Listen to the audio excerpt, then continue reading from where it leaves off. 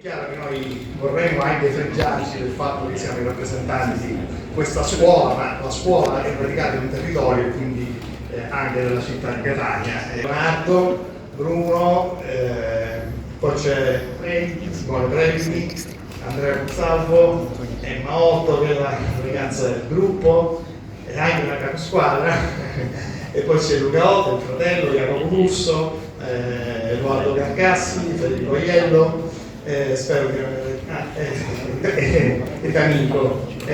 Sono tutti ragazzi del secondo e primo anno. In questo caso una musica sulle note di Michael Jackson. Vai.